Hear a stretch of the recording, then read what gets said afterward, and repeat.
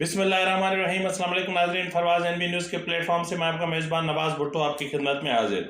नाज़रीन, पेशावर की police line की मस्जिद में नमाज के दौरान होने वाले खुदकश धमाके में 1 दर्जन से ज़ायद अफराद शहीद हो चुके हैं और ये एक अंदाज़ा लगाया जा रहा है कि जो शोहदा हैं, जो नमाज के दौरान धमाके में शहीद हुए हैं, उनकी तादाद 2 दर्जन से तजावुज़ कर सकती है, क्योंकि जिस तरीके से धमाका हुआ है और मस्जिद की छत जिस तरह गिरी है, ये भी एक अंदेशा लगाया जा रहा है कि मुतअद्दिद जो अपना नमाजी हैं, वो छत के गिरने से उस मलबे तले दबे हुए हैं, जिनको निकालने की हर मुमकिन कोशिश की जा रही है। नाज़रीन, इस सानिया को देखने के बाद जिस तरह तहरीक-ए-तालिबान पाकिस्तान ने कहा है कि अल्हम्दुलिल्लाह ये कहकर इस धमाके की जिम्मेदारी कबूल की है, उसके बाद मुझे करबला याद आ गई कि जहां एक तरफ जो शोहदा थे या जो अपना अहले बैत थे, वो भी आज़ान दे रहे थे और यहाँ भी नमाज हो रही थी, और जो कातिल थे, जो आले रसूल के कातिल थे, जो यजीदी थे, वो भी जो है वो आज़ान भी दे रहे थे और नमाज भी पढ़ रहे थे। तो यहाँ पर भी जिस मतलब अगर किसी मुल्क में कुरान करीम की बेहरुमती होती है तो हम चिल्ला उठते हैं, चीख उठते हैं और पता नहीं हम आसमान सर पे उठा लेते हैं। लेकिन यहाँ जब हम खुद अपने ही मजहब का चेहरा मस्ख कर रहे हैं और अपने ही मजहब की बदनामी का सबब बने हुए हैं, और हम खुद मुसलमान होके और मसाजिद में इस तरह के धमाके करना, यानी वो कहते हैं ना कि जो है वो जिस तरह की तबलीग की जाती है या जिस तरह की ब्रेन वॉशिंग की जाती है, इस तरह के जो है वो मसाजिद में, अपना मदारिस में, और या इनके जो है वो दहशतगर्दी के मराकिज़ में, उसके बाद जो है वो ये अल्फाज खुद ब खुद ज़बान पर आ जाते हैं कि जन्नत की तलाश में हमने इस दुनिया को, इस ज़मीन को जहन्नुम बना दिया है। अब जन्नत तो यकीनन उन्हीं को मिलेगी जो जन्नत के मुस्तहकीन होंगे, लेकिन जो नमाज के दौरान शहीद हुए, इनका कसूर क्या था? और इसमें सबसे बड़ी जो प्राइम रिस्पॉन्सिबिलिटी है वो ये है कि ये धमाका पुलिस लाइन के अंदर हुआ, और वहाँ सिक्योरिटी कहाँ थी, सिक्योरिटी चेक कहाँ थे, और यकीनन उनको पता था कि खैबर पख्तूनख्वा इस वक्त दहशतगर्दी की लपेट में है, और पुलिस के मराकिज़ हों या सीटीडी के मराकिज़ हों, उन पर जो है वो मुतवातिर हमले हो रहे हैं, लेकिन इसके बावजूद सिक्योरिटी के मुनासिब इंतज़ाम ना होने की वजह से इतनी सारी कीमती जानें चली गईं। अब क्या होगा? अब गवर्नर खैबर पख्तूनख्वा वहाँ जाएंगे और विजिट करेंगे, दुख का इजहार करेंगे, सदर यही करेंगे, वजीर आजम यही करेंगे, वजीर दाखिला यही करेंगे, वज़रा यही करेंगे, और 3 दिन के बाद सब भूल जाएंगे कि क्या हुआ भी था या कुछ हुआ था। कोई लोग भी थे जो एक मस्जिद में शहीद हुए थे। एक इंक्वायरी, मामूल की इंक्वायरी कंडक्ट की जाएगी, मामूल की रिपोर्ट तलब की जाएगी, और उसके बाद जी हम कातिलों का पीछा करेंगे। हकीकत पे आए। हकीकत ये है कि इस वक्त ऑपरेशन जो दहशतगर्दों के खिलाफ होना था, जिसके हवाले से पिछली जो अपना नेशनल सिक्योरिटी कमेटी की मीटिंग थी वो, और जो 2 रोज़ कोर कमांडर्स कॉन्फ्रेंस चली वो, और जो 2 मरतबा काबीना का इजलास हुआ, उसमें जो है वो बहुत सारी चीज़ें ज़ेर बहस आई थी, जिनमें सबसे जो अहम चीज़ थी वो ये थी कि अगर ऑपरेशन शुरू किया भी जाता है तो उसके लिए पैसा कहाँ से आए, और इस वक्त पाकिस्तान के पास पैसे नहीं है। इस वक्त हमारे ख़जाना तकरीबन यूँ समझ लें कि आज मेरे ख्याल में 3 अरब 25 करोड़ डॉलर तक शायद हम आज पहुँचेंगे, क्योंकि जिस तरह डॉलर की उड़ान ऊंची होती जा रही है, इसी तरह हमारी करेंसी डीवैल्यू हो रही है। तो अब देखना, और दीगर ममालिक से भी अभी कुछ नहीं हुआ, और फरवरी के में अभी जो शुरू होने जा रहा है उसमें जी IMF का वफद आएगा, फिर स्टाफ लेवल का एग्रीमेंट होगा,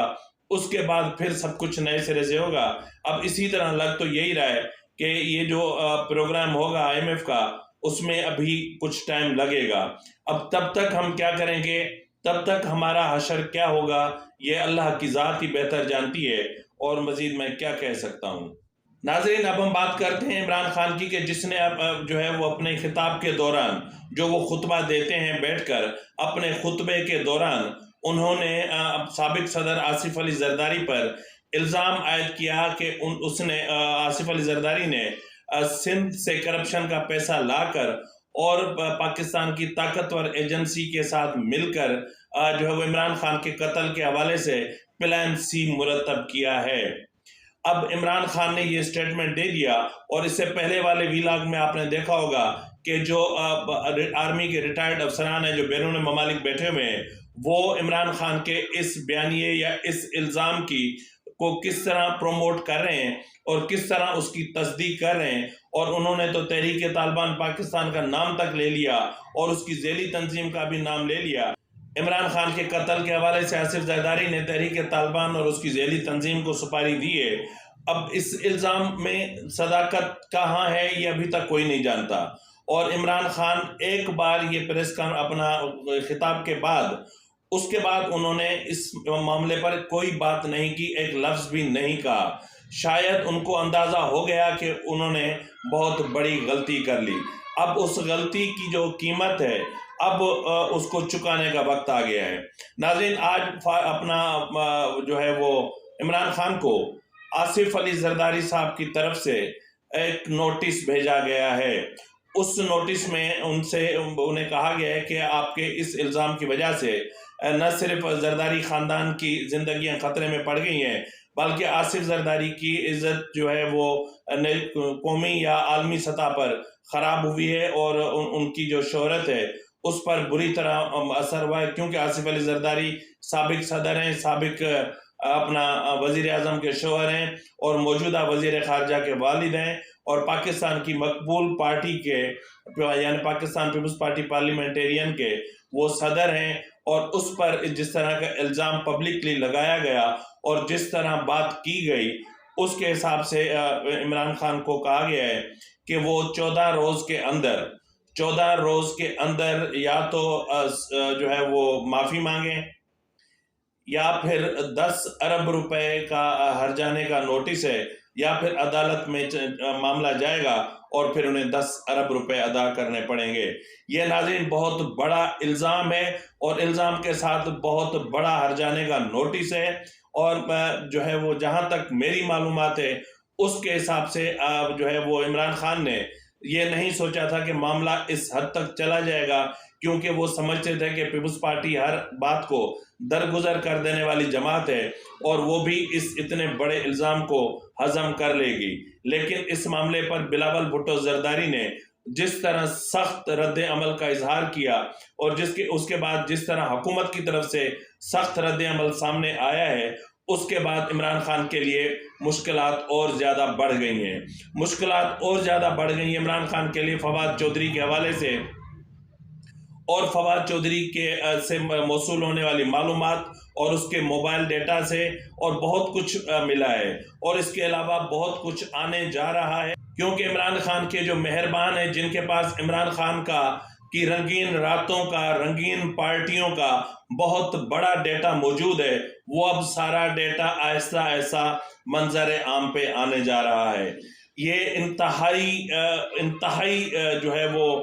غلط چیز ہوگی۔ اب اس کو ہم کیا کہہ سکتے ہیں؟ جن کے پاس ہے یقیناً وہ اسے سیاسی مقاصد حاصل کرنا چاہ رہے ہوں گے، اور سیاسی مقاصد کے حصول کے لیے عمران خان کے کردار نے خود انہیں موقع فراہم کیا ہے۔ اب دیکھنا یہ ہے کہ عمران خان جو آنے والے جو دن ہیں اس میں ان کی جو رنگین پارٹیاں ہوا کرتی تھیں، اور ان پارٹیوں میں ہونے والی جو ریکارڈنگز ہیں یا جو ویڈیو ریکارڈ ہے یا ویڈیو ڈیٹا ہے، اب وہ جس طرح جو ہے وہ منظر عام پہ لانے کی باتیں کی جا رہی ہیں، اس کے بعد عمران خان کے لیے مشکلات مزید بڑھ جائیں گی، اور یہ سب کچھ ٹھیک اس وقت کیا جائے گا جب جو ہے وہ قومی اسمبلی کی 33 نشستوں پر عمران خان انتخاب لڑنے کے لیے کاغذات نامزدگی جمع کروائیں گے اور وہ منظور ہو جائیں گے۔ اس کے بعد یہ بھرپور مہم چلائی جائے گی، اور عمران خان کو میرے خیال میں تب تک شاید عمران خان نااہل بھی ہو چکے ہوں، کیونکہ یہ بھی اطلاعات موصول ہو رہی ہیں کہ کچھ معاملات بڑی اس میں تیزی لانے کی کوشش کی جا رہی ہے، اور عمران خان شاید عنقریب جو ہے وہ نااہل ہو جائیں۔ ناظرین، اب ہم بات کرتے ہیں لال حویلی کی، جو متروکہ وقف املاک میں شامل ہوتی ہے۔ اس پر ایک عرصے سے، یا یوں سمجھ لیں کہ کئی دہائیوں سے شیخ رشید نے قبضہ کر رکھا تھا۔ اب اس معاملے پر ان کو متعدد مرتبہ نوٹسز دیے گئے، لیکن انہوں نے جو ہے وہ لال حویلی خالی نہیں کی، اور نہ ہی لال حویلی کی ملکیت ثابت کر سکے۔ اور حال ہی میں ان کو پھر نوٹسز موصول ہوئے، اور پھر بھی جو ہے وہ اس حوالے سے انہوں نے عدالت سے رجوع کیا، یعنی اسلام آباد ہائی کورٹ سے۔ تو اسلام آباد ہائی کورٹ میں انہوں نے اسٹے طلب کیا، اور اسٹے کے دوران جو ہے وہ لال حویلی کے حوالے سے یا اس کے جو بھائی ہیں، وہ دونوں کسی بھی قسم کے دستاویزات فراہم نہیں کر سکے کہ لال حویلی ان کی ملکیت ہے۔ اب لال حویلی بنیادی طور پر اس کے 7 یونٹس سیل کیے جا چکے ہیں، جن میں دکانیں بھی شامل ہیں اور ایک اسکول بھی شامل ہے۔ ناظرین، اب مسئلہ یہ ہے کہ لال حویلی کو تو سیل کر دیا گیا ہے، یعنی 7 یونٹس بھی سیل کر دیے گئے ہیں، لیکن معاملہ وہیں کا وہیں ہے۔ جتنی دہائیوں سے شیخ رشید نے اس لال حویلی پر قبضہ کر رکھا تھا اور رہائش اختیار کر رکھی تھی، اور اس کو سیاسی مقاصد کے لیے استعمال کرتا رہا، اس کا کرایہ کون دے گا؟ تو کیا اس کے کرائے کے حوالے سے بھی کوئی پیش رفت ہو رہی ہے؟ تو اس کا جواب ہے کہ ہاں۔ اب شیخ رشید کو تب سے لال حویلی کا کرایہ پے کرنا پڑے گا جب سے شیخ رشید اس لال حویلی میں مقیم ہیں یا مقیم رہے ہیں، جتنا عرصہ مقیم رہے ہیں۔ یہ شیخ رشید کے لیے سب سے بڑا جو سیٹ بیک ہوگا وہ یہی ہوگا۔ تو ایسی صورتحال میں یقیناً آج دیکھیں، آج شیخ رشید نے پریس کانفرنس کی، اور اس سے پہلے بھی لال حویلی کے حوالے سے پریس کانفرنس کر چکا ہے۔ مطلب ایسا لگ رہا ہے جیسے وہ پاگل ہو رہا ہے۔ وہ اس کو یعنی متروکہ وقف پراپرٹی کو اپنے باپ کی پراپرٹی سمجھ رہا ہے، اور کہہ رہا ہے کہ جی اگر کسی نے بھی آنے کی کوشش کی تو اینٹ سے اینٹ بجا دیں گے، اور یہ کر دیں گے اور وہ کر دیں گے۔ ہوتا تو یہ ہے کہ جب 2 پولیس والے بھی آتے ہوئے دیکھتا ہے شیخ رشید، تو پچھلے دروازے سے موٹر سائیکلوں پہ بیٹھ کر بھاگتا ہے، اور اس کو جیل سے اتنا ڈر لگتا ہے۔ کہنے کی باتیں اور ہوتی ہیں کہ جیل ہمارا دوسرا گھر ہے، ہتھ کڑی ہمارا زیور ہے، لیکن جب پریکٹیکلی انسان جو ہے وہ اس تجربے سے گزرتا ہے، تب اس چیز کا پتہ چلتا ہے۔ جس طرح فواد چودھری اس وقت اس سے گزر رہے ہیں، اور اس وقت یہ بھی اطلاعات ملی ہیں کہ پولیس نے فواد چودھری کی نشاندہی پر ان کے اسلام آباد کی رہائش گاہ کے جو سرچ وارنٹ ہیں وہ حاصل کر لیے ہیں، اور کسی بھی وقت اسلام آباد کی جو رہائش گاہ ہے ان کی تلاشی لی جائے گی، اور وہاں پر کچھ ڈیٹا، کچھ چیزیں، کچھ مواد موجود ہے جو ہر صورت میں حاصل کیا جائے گا۔ اور میرے خیال میں ابھی 4 بج چکے ہیں، تو 3 بجے انہیں جو ہے وہ پیش کرنا تھا عدالت میں، تو اس کے بعد پھر شاید ان کا جوڈیشل جو ہے وہ کسٹڈی ہونی تھی۔ اب دیکھنا یہ ہے کہ اس وقت فواد چودھری عمران خان کے لیے جو ہے وہ ایک ڈھال بنتے ہیں یا ان کے لیے خطرہ بنتے ہیں۔ خطرے کی گھنٹی تو فواد چودھری پہلے ہی بجا چکے ہیں، جب فواد چودھری نے یہ کہا تھا کہ یہ اسٹیٹمنٹ میرا نہیں ہے، یہ موقف میری پارٹی کا ہے، یہ جو